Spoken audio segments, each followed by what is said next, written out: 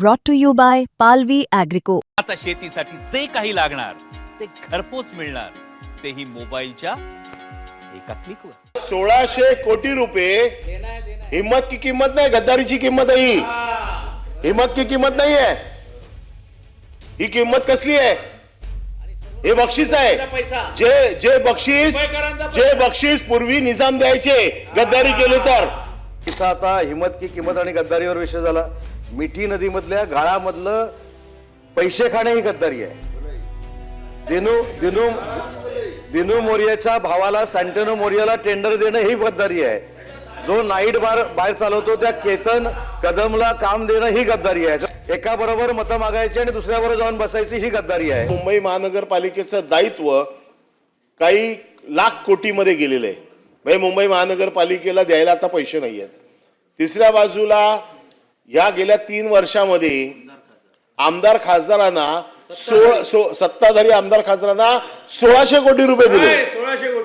1600 कोटी रुपये म्हणजे 1600 कोटी रुपये हिम्मत की कीमत नहीं, गद्दारी की कीमत है ही। हिम्मत की कीमत नहीं है, ही कीमत कसली है? हे बक्षीस आहे। जे बक्षीस पूर्वी निजाम द्यायचे गद्दारी केली तर। ही बक्षीस कोणाला मिळायची? जर तुम्ही राज्याशी गद्दारी केली तर राजा खुश होऊन गद्दारांना बक्षीस द्यायचा। तुम्ही असे शब्द जर आम्हाला सांगायला लागाल तर आमच्याकडे याच्यापेक्षा चांगले शब्द आहेत। इथं आता हिम्मत की किंमत आणि गद्दारीवर विषय झाला।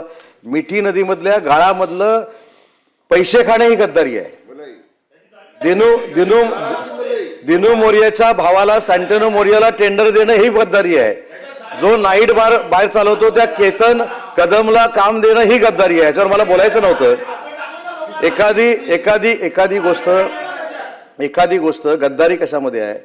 लोकांनी दिलेल्या महसुलाच्या पैशामध्ये भ्रष्टाचार करणं ही गद्दारी आहे।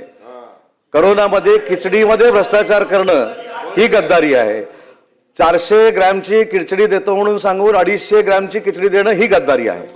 त्याच्याबद्दल मला वैयक्तिक कोणावर टीका करायची नाही, पण माझी भूमिका अशी आहे, खिचडी खाणारे किती जेलमध्ये जाऊन आले हे तुम्हाला देखील माहिती आहे, मला देखील माहिती आहे। त्यामुळे प्रमुखांवर बोलण्याची गरज नाही। मुद्दा असा आहे की आपल्याला मुंबईकरांना न्याय मिळवून द्यायचा आहे। आम्ही देखील आता 25 वर्ष सभागृहामध्ये आहोत। त्याच्यामुळे गद्दारी काय? एका बरोबर मतं मागायची आणि दुसऱ्याबरोबर जाऊन बसायची ही गद्दारी आहे।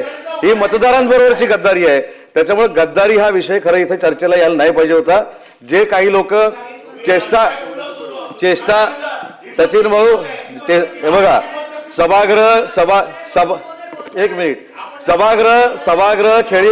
सभागृह खेळीमेळीच्या वातावरणात चालवायचं असतं।